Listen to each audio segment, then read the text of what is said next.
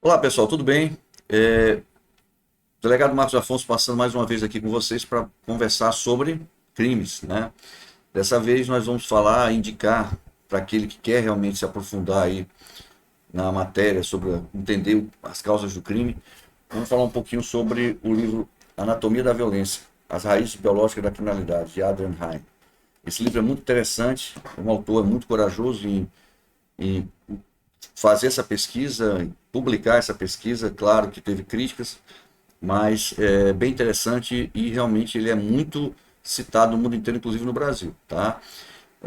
Nós temos aí vários fatores que nós temos que entender sobre a criminalidade e um deles é justamente a raiz biológica da violência, onde tratam o Adenheim.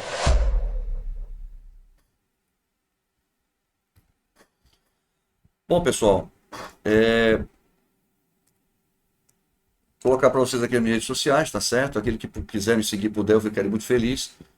E nós vamos sempre tratar sobre esse tipo de tema aqui no nosso canal. E eu indico para vocês esse livro, Anatomia da Violência, tá? Porque realmente é um livro que trata de uma forma diferente sobre a criminalidade, né?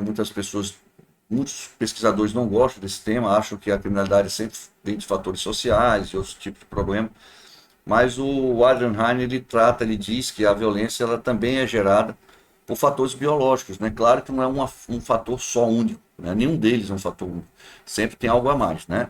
Então, nós vamos tratar um pouco sobre esse assunto. Aí, serial killer, histórias reais, delegado Marcos Afonso. Mas nós não vamos falar somente sobre serial killer hoje. O livro, ele trata da violência de modo geral e também fala sobre a questão da psicopatia, né, que é gerada pelos fatores biológicos, tá bom? Esse aqui é o Adrian Heine. Ele é uma pessoa que, ele na verdade, no início da sua vida, ele era contador, resolveu largar tudo para estudar a mente criminosa, né, e passou 4 anos dentro de presídios, né, ingleses estudando sobre esse assunto. Aqui é o livro Anatomia da Violência, bom que eu mostrei para vocês. E ele aqui é o currículo do Adrian Heine, né? Ele é bacharel em mestre em psicologia experimental pela Universidade de Oxford, na Inglaterra, PhD em psicologia pela Universidade de York, também na Inglaterra, nomeado professor de ciência do comportamento do departamento de psiquiatria da Universidade de Nottingham, e tornou-se diretor do projeto de saúde infantil das Ilhas Maurícias, onde ele fez um projeto muito interessante por mais de 30 anos, tá, gente? Acompanhando crianças desde pequenininha, 3 anos, se fala a memória, bem interessante. Ele ocupou já a cadeira de professor de criminologia e psiquiatria do Departamento de Criminologia da Escola de Artes e Ciências, do Departamento de Psiquiatria da Escola de Medicina da Universidade da Pensilvânia, nos Estados Unidos. Ele mudou para os Estados Unidos, alegando que os cientistas americanos eles tinham mais abertura para entender essa posição que ele estava tomando, essa investigação que ele estava fazendo sobre as raízes biológicas da criminalidade, né? Na Inglaterra ele era mais fechado nesse ponto, não aceitava muito essa teoria dele, né, inicialmente. E lá ele teve mais liberdade, e por isso também que nos Estados Unidos existiam mais criminosos, era mais fácil de estudar as raízes da criminalidade. E realmente, se viesse para o Brasil ia ter um prato cheio, né? Adrian Heine é o primeiro cientista a usar a neuroimagem para estudar os cérebros assassinos, tá, gente? Ele usou, pessoal, o PET scan, né? Justamente é bem interessante quando ele usou essa neuroimagem, ele conseguiu descobrir muita coisa. Vou mostrar para vocês aqui alguma coisa. No livro tem muitas imagens de cérebros de pessoas criminosas e não criminosas, tá? E ele coloca isso aí no livro.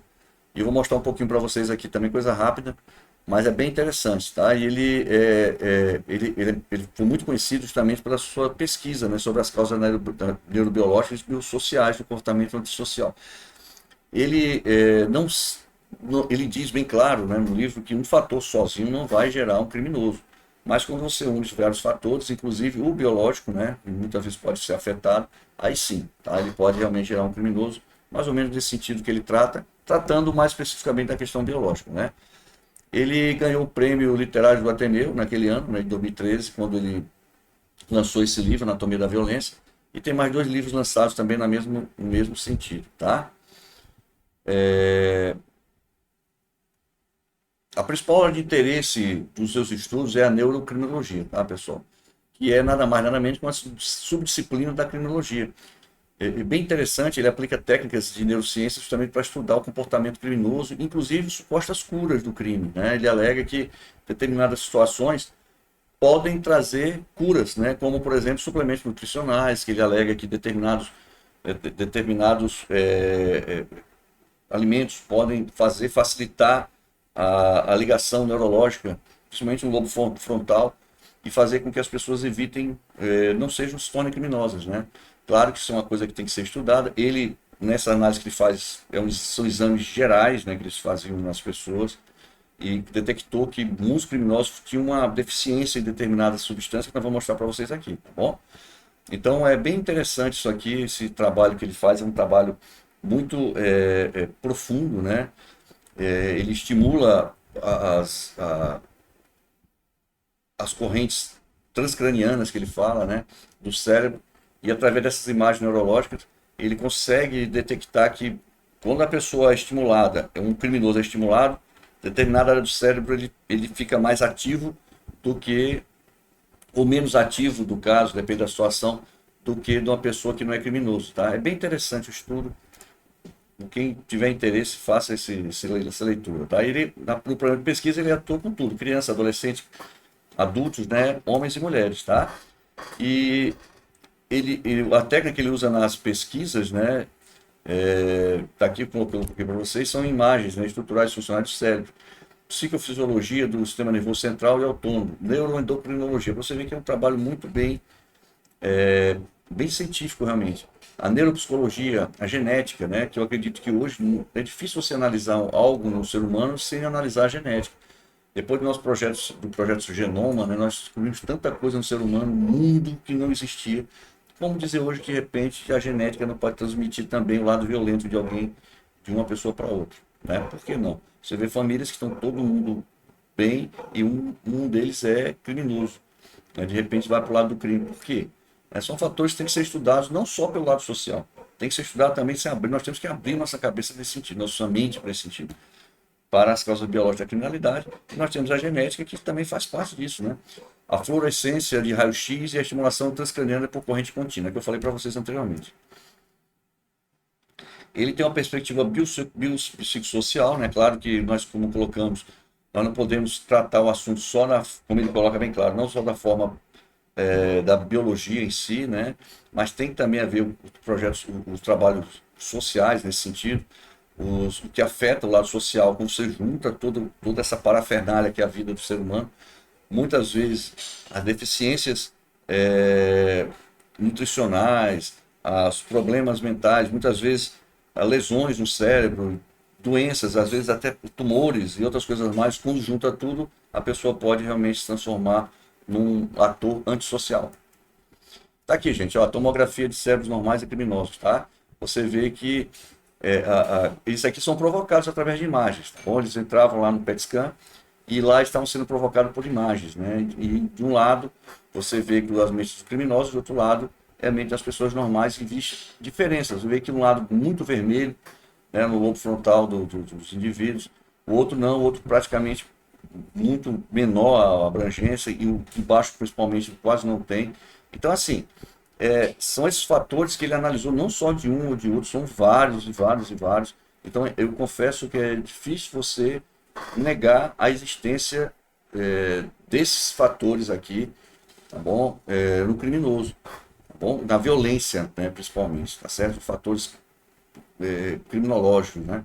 Então é interessante que se analise bem essa situação, para não passarmos aí batido e a preconceito muitas vezes em relação a esse tipo de estudo.